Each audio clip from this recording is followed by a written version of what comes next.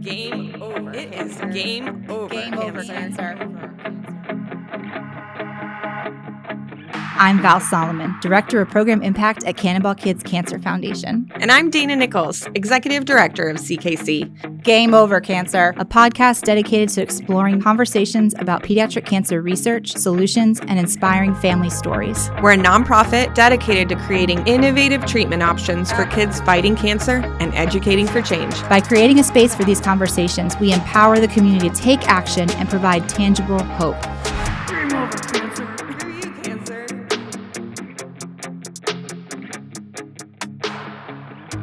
Today's episode is all about balancing hope and reality. I'm really excited about this conversation because I think it's a different part of what we do and what our families go through in a very real way. So I had been at a conference and heard Dr. Claire Wakefield speak about her work, and I was just blown away. She's so good at illustrating the tightrope walk we all do in pediatric cancer, which is trying to stay hopeful while facing a brutal reality. And I think drilling down even to what is hope when you have a child who may not survive this illness. It's also daunting. Mm-hmm. So we're truly honored that this powerhouse of a human being is on our podcast today. Yeah, I know. You were so excited after you met her. I was like, oh, we have to. I'm very excited. I was super excited for the prep. And now after meeting and having a conversation with her, gosh, we're going to have to have her back. She'll definitely come back. We've only really even scratched the surface of her brilliance and the billion things that she does. To make the world better, to make the pediatric landscape better. But listen to this one before we get ahead of ourselves. And then we'll invite her back 20 more times. Yeah. She's amazing. She's amazing. Thank you for listening to this episode with Dr. Claire Wakefield from Australia. Well, all right. She's a registered psychologist with a master's in public health and a PhD in psychology. She's just about to finish a master's in business law because why wouldn't you? She's the executive director of the Behavioral Sciences Unit at UNSW and Sydney Children's Hospital, the largest pediatric psycho-oncology research group in the Southern Hemisphere and one of the largest in the world. Dr. Wakefield is a professor in the School of Clinical Medicine, UNSW Medicine and Health in Sydney, Australia. So she's traveled a long way to be here virtually even today. And she has established a research to clinic platform addressing psychosocial, behavioral, and ethico-legal domains from diagnosis through to survivorship, palliative care, and bereavement. She is the leading scholar in the world on pediatric cancer survivorship, though she humbly is going to correct me later. And her list of publications is as long as Taylor Swift's Eras Tour schedule. Like a CVS receipt length. Yes, but we don't know if there are CVSs in Australia, and we will not be covering that in this podcast. So please welcome Dr. Claire Wakefield. Yay! Thank you for joining us. Thank you. And I will correct you. I'm not a leading scholar, the world leading scholar in cancer survivorship, but I do really love it and I'm passionate about it. You're the world leading scholar on this podcast Yes. about pediatric cancer survivorship, if that works for you. But let's get into it and we'll stop making it awkward where we talk about how impressive you are. So we'll talk about some other things. I'm already blushing. So your work, though, at the Sydney Children's Hospital focuses on the psychological impact of new technology and treatment. And this was where I saw you at a conference speaking a lot about this part of your work. And I just thought it was fascinating. And we thought to some lay people, some mere mortals, you would tell us what that means and the problem is what it means and the problem that you're trying to address and are actively addressing here. Yeah, absolutely. Look, I don't think it'll be a surprise to your audience in particular that cancer is not just about the body, it's also about the mind. And so I've spent the last sort of 25 years really looking at how to help families and young people to cope better with their cancer diagnosis, whatever stage they're in. And one of the things that I wanted to talk to you today about is that it's super exciting in cancer that there's a new discovery and a new technology and a new treatment every day. You see it in the paper every day. And that's super exciting. I'm more excited than anyone about those technologies and treatments. But sometimes we have a sort of tendency to make an assumption that they'll automatically be implemented and automatically have the desired effect. And sometimes we don't remember to think about, what does this new technology mean for patients and families? Will they be able to access it? What will they expect to receive and what will they really receive? And so that's kind of one of my really areas of passion, is helping scientists and, lab biologists and those types of people to implement things into a clinic in a way that maximizes the impact and safeguards families' well-being at the same time. So it's sort of the intersection between kind of new tech and psychology at the same time in medicine. That is so cool. So really for our audience, I think some folks may have heard us say bench to bedside. So really implementing the research part into the clinic in a way that actually makes sense and is considering the patient and the family experience as they're accessing new treatments. Yeah, and often even before the treatment's introduced. So often I'll hear about a new technology at a conference like where we met, and I think, oh, this is a brilliant technology. This is really exciting, but what would a family think about it? What would they expect? And so often I'll then partner with the scientist before it's even come to the clinic to make sure that it's introduced in the right way, that we can address anything proactively before it's even ready. And then once it is introduced, just to sort of monitor how that impacts families over time. Yeah, it's incredible. You know, in what we do, we talk a lot about what is success when you're funding clinical trials and clinical trial research. And for us, I think what's sometimes hard for people to understand is a lot of times we're talking about a goal of saving lives, but where we really are right now in most of the research we fund is extending lives and the quality of life and time someone has with their family. We wondered if you wanted to talk a bit about what success and reality looks like when you're addressing the family, any family's hopes and expectations during treatment. Yeah, absolutely. It's really, you guys, I don't need to preach to you because you've talked to many, many families, but when you do talk to families, they often equally value the sort of extension of life and the quality of life. And sometimes the quality of life can even be at the fore of what they're thinking about every day, particularly in situations where potentially the length of life is going to be cut a bit short. And in that situation, everything you can do to improve quality of life makes a huge difference. And that might be small things like just making sure that the family is able to visit, that the child has the things that they need, or it might be really big things like bringing in families to be together or minimizing pain or, those sorts of really important things. I even do quite a bit of work on fitness and how that impacts on families, as well as nutrition and how nutrition can impact families as well. So all of those things together mean a lot to families. And so the more we can do things like that to support them, the better.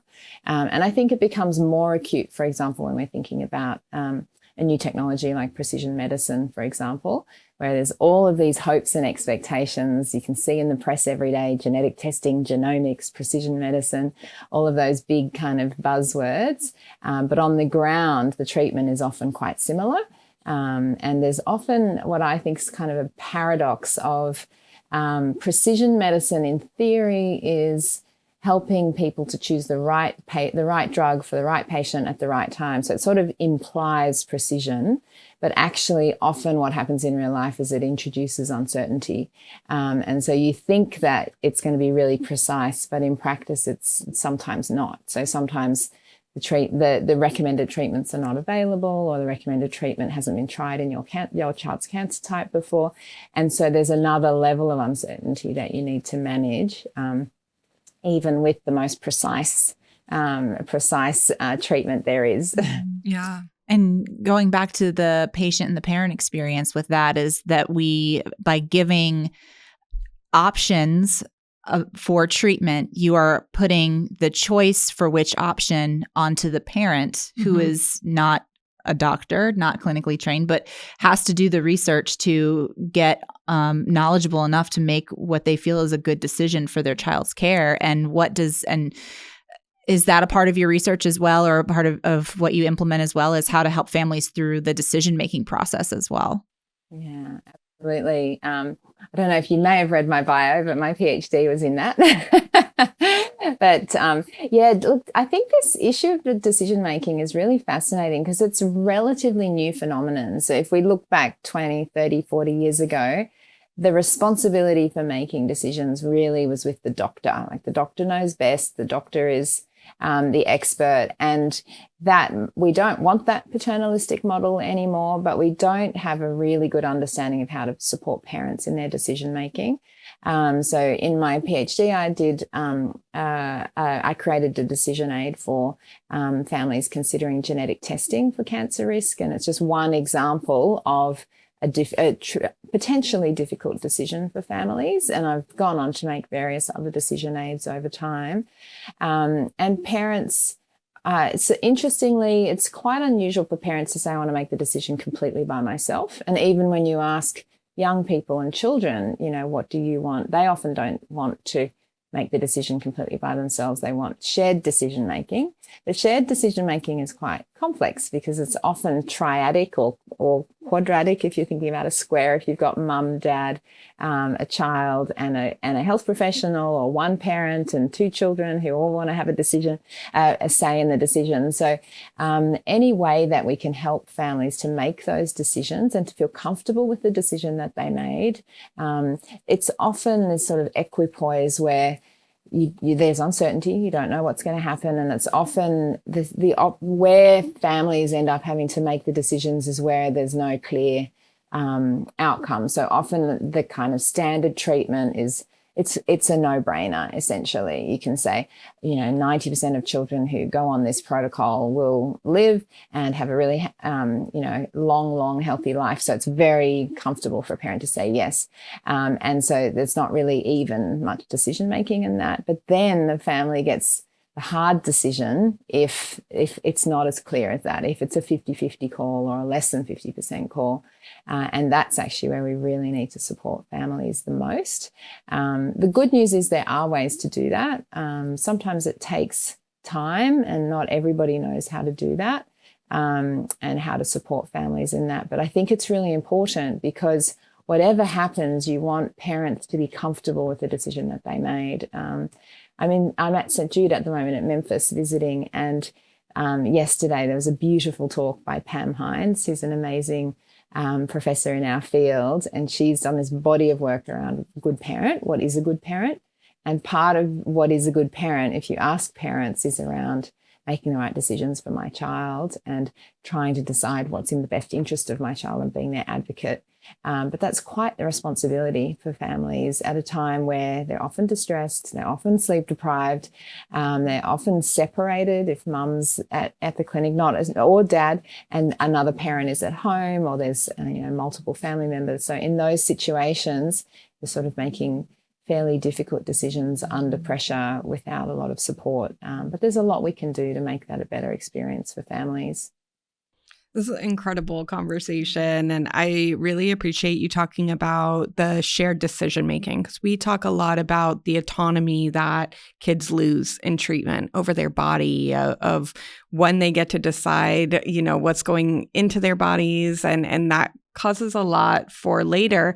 But when you're talking about that shared decision making, talking about making sure children are heard by their families and providers, how do you do that? And what about when the kids are so young, it's just not possible?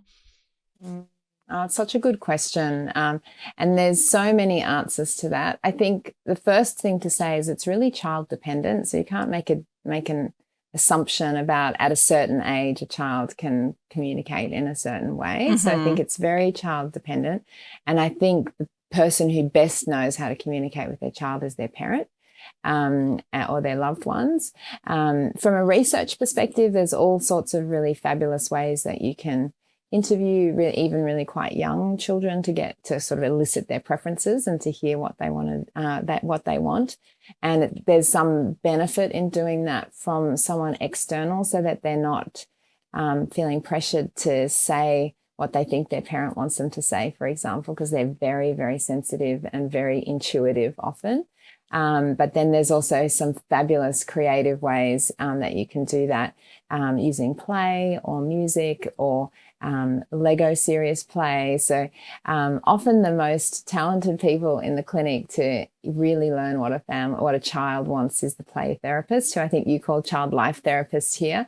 So there's sort of side by side conversations that happen when children are doing something else, where they feel comfortable and safe, and then they kind of reveal their true feelings. And you mentioned about if the child really can't communicate. And I think that's where we go back to that concept of Pam's concept of the good parent. And we have faith in parents, that they will, in the 99.9% of times, be choosing what they really truly believe is in the best interest of their child. And sometimes it doesn't align with what the health professional thinks, but in my view, I've had so many experiences of realizing that the parent lives with the child 24/7, has seen them from day one. They often have the capacity to make a decision that's right for that child, that we need to support them in that. Beautiful. It's like when you work in this field in the way that we do, and speaking with families and hearing a variety of experiences that they've had throughout treatment, it's just so wonderful to hear the kind of conversations and the kind of effort going behind making sure that some of the hardest days of their lives have been carefully thought through, and, just put again with making the best that you can out of that scenario, which is, just a brutal experience that no one should have to live through, and that so much is being done to kind of safeguard what's remaining, right? Yeah, absolutely. And people are often quite surprised about that you can wrap science around that. And so that it can be, you can create evidence, and then you can roll that evidence out. So people kind of understand that a drug trial is a trial where you're testing a new treatment and you've got endpoints and you're going to have a particular outcome. I do exactly the same in my research, but my intervention is often something around communication or supporting decision making or advanced care planning. So my intervention looks different to a drug, but we often test it using the same rigorous scientific methods so that we have the evidence. So I try never to make assumptions about what works and what doesn't work. I try and engage patients and families at the beginning to design something that has the best chance of working. And then I also wrap the science around it like any other scientist to prove that it works before I then try and roll it out for other families. So as an organization that funds clinical trial research and young investigators, and trying to roll out some of these experimental treatments that we're talking about, what is an ethical way, like what are best practices to walk parents, patients and their families through a clinical or experimental treatment? What are some of the things that you've learned that you actively encourage those doctors to do with their patients and with the families? Yeah. Look, I have a lot of faith in doctors as well. So many of them do it really beautifully. So I don't sit on a pedestal up high and say, this is how you should do your job. However, and there are some clear, I think, principles that it's always worth reminding ourselves around. And I think the first one is around access. So I think we have to make sure that all families have access to information that they understand about the trial. And this is often not done. So often the consent form might be 24 pages long, and it's in English, and it's in university level English. And then there's also not enough time to review it because everything's in a rush. I'm not saying that every parent needs to understand every single tiny detail about every form they sign, but they do have the right to understand those key things and what the key outcomes might be. So I think access and understanding are really important. I think it's really important to be transparent. And it is possible to maintain hope. So I don't want to kind of offer an experimental trial that's described in such a harsh way that it tries to take away parents' hope, because often the most experimental trials are for children who may have a poor prognosis. So it's not like we want to take away hope, but we can also be super transparent and honest about the chance of the trial working. And I think that's sometimes where there's this kind of mismatch between what in my world we call therapeutic misconception, where a parent might believe, based on the excitement and the hype around this new therapy, they might believe it has a bigger chance of working than it really does. And interestingly enough, in our research, when you ask parents whether they would do the trial, even if it's got a really tiny chance of benefit, most parents will anyway. So we can be honest about that. And often parents, and young people in particular, will do it anyway for the benefit of future families. And so they often have this kind of understanding that I benefited from all of the families that went before me and participated in research studies and participated in clinical trials. So even if they understand the trial has a very small chance of working for them, they will do it for the benefit of future families so that the discoveries can be made. And so I think that's a really powerful kind of encouragement that we can be super honest with families. In my group, the Behavioural Sciences Unit, we've tried all different ways of describing and informing parents about clinical trials. So we have this brilliant postdoc, Dr. Eden Robertson. She did this beautiful decision aid specifically to help families to make decisions about clinical trials. It's available online and also in a, interestingly, old school little booklet that you can fit in a handbag or a briefcase. It's only about this big, and actually although we're very tech savvy in my group, we're finding a lot of families actually don't mind paper, so they can sit on their bed and read it when they feel like it, and that walks families through all of the potential benefits and the potential disadvantages of a particular trial, and it helps families to, at the end of the tool, write down their personal pros and cons, and then kind of weigh up those pros and cons to make their own decision that's right for them. So that's one way to help families to make a decision about a new clinical trial, especially an experimental therapy where there's that equipoise of there's no right answer, but there's also kind of no wrong answer. So it's quite hard. The other thing is I think we need to be really creative about how to engage families. And so one of our other brilliant PhD students, Jessica Giray, she developed these beautiful animations about precision medicine. So engaging with young people to say, and families to say, what do you understand and what don't you understand about precision medicine? And then we created, in their own words, in the words of young people and parents, little animations that go for about 3 minutes each on different topics about what is precision medicine in childhood cancer. What are the possible outcomes that might happen? And we have real stories, like little vignettes of this child participated and this happened and we got the desired outcome. This child participated, didn't receive the clinical outcome that they were hoping for, but they were really glad they did the trial anyway. So they left no stone unturned, for example.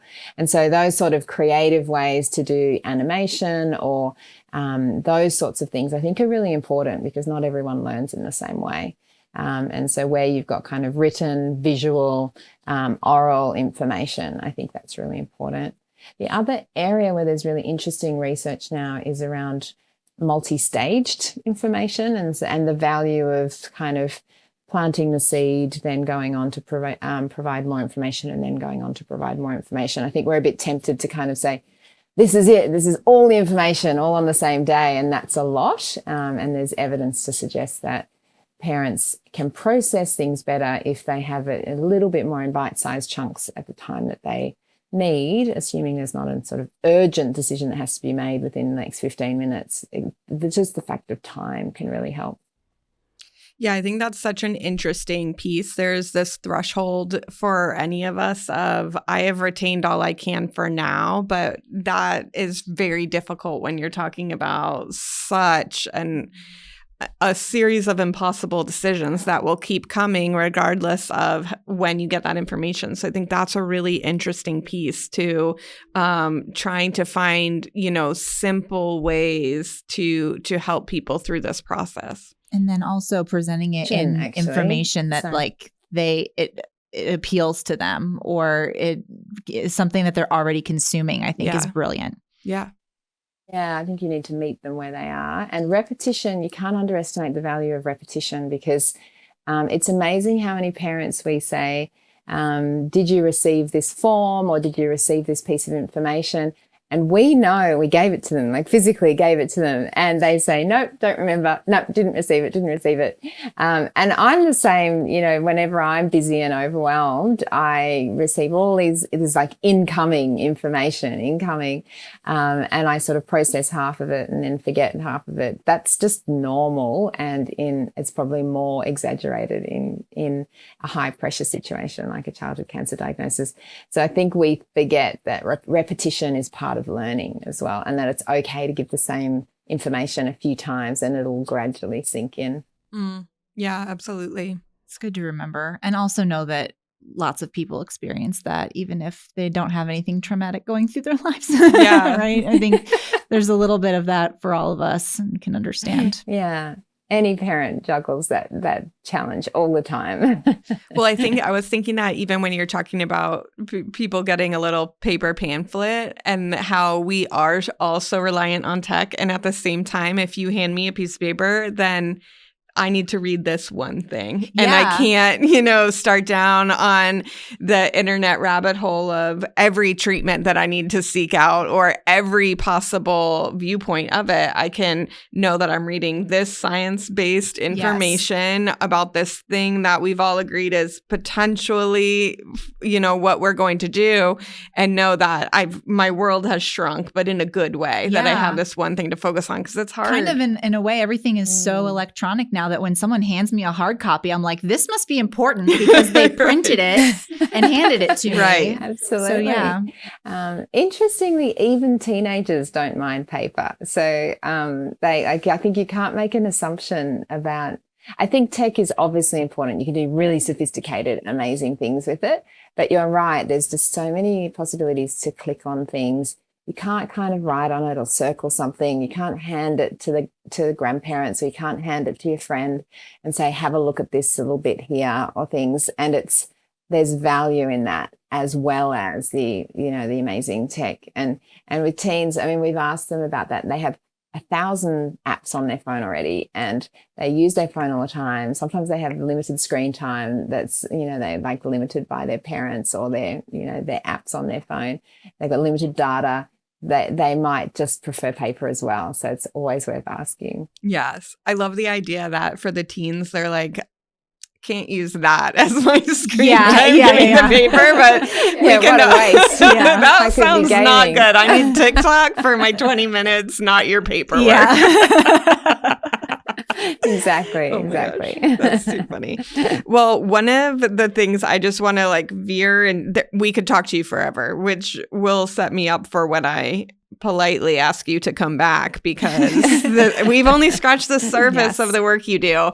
And in one of our previous conversations, you talked about the work you do in global health. And I did just want to give a few minutes to that, because I was stunned by a statistic you told me, which was 80% of children with cancer live in low-income countries with only an overall 20% survival rate. And I think, we obviously seek treatment and focus on treatment options in the U.S.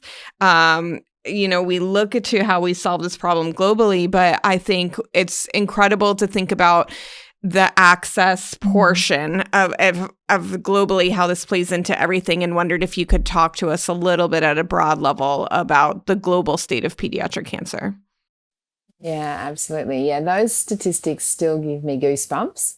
I have to admit, early in my career in Australia, we're pretty similar to the US in terms of having access to the newest and shiniest and most expensive things. And I'm totally supportive of that. We need to have that science pushing the envelope, making these really big, often expensive discoveries, because they are changing the field and pushing the field forward. But probably about 10 years ago, I started to realize that there's another group of children out there who do not have access to the shiniest and most exciting things out there. And actually, there's many, many, many of them, many more of them than the kids in Australia and the US. And so it's weird, because my program is kind of pushing the boundaries in terms of the new tech that's really fancy and shiny, but then also at the same time thinking about what are the needs of families in countries that have the lowest resources. I became more aware of this as part of the Global Initiative for Childhood Cancer, which was launched by the WHO. I went to the launch in Geneva in about 2018, and it was the first time I'd seen this kind of coalition of the world looking at childhood cancer from a global lens, collecting data on what it's like for kids around the world, identifying the key needs, and then coalescing the world around improving outcomes. And they have now rolled out the GICC in dozens of countries around the world. And it looks a little different in each country because each country is different. But in terms of a kind of overall picture, the common themes that happen in countries with less resources is that you see very late presentation of children. So they stay in their local villages or homes or community centres for a really long time before the clinicians realise that this is a cancer. Often there's a misconception about children that children can't get cancer, and so it's sort of, if something's developing, there's a symptom or a growth or something, it's left and left and left, and so then you're already set up for failure because it's progressed too far for treatment. And then when children do get to treatment, there's very limited treatments available. There's very limited availability to manage toxicities, so you can't give the sort of things like we give in Australia and the US that are really toxic, but we have all the rescue medications there are to be able to make sure that the side effects aren't too toxic for children. So often the treatments that are available are limited, and then you also have to be really careful about not making the child sicker than they can manage. And then there's a very high level of what they used to call treatment abandonment, and now I think a more appropriate name is treatment non-completion. So many families don't finish their treatment for many reasons. Sometimes it's toxicity, but often it's more the practical things. And so if there's a choice between feeding the whole family at home or staying in the hospital for the one child, sometimes parents have to make that unimaginable decision to say, actually, I need to feed the whole family. I've got 4 other kids. I need to go back to work. Then they might take their child home from treatment, or they just physically can't afford the treatment or have to pay for various bits of the treatment. So there's all sorts of reasons why there's also a lot of treatment non-completion. Where I've seen that the most kind of acutely in my experience is I've worked very closely in the last number of years with Papua New Guinea. And so this is I am the continental president for Oceania, which is my area. So it covers kind of Australia, New Zealand, and all of the countries around there for PSYOP, which is our kind of global children's oncology group. And PNG is this most magic place. It's a beautiful place. It's got a lot of people, probably, if they did a census, probably around 10 to 12 million people. So a lot of people, more people than people expect, but extremely low resource setting. It is so close to Australia, it's not funny. Like, it is like 150 kilometres between the two, between the very tip of Australia and the first kind of island of PNG.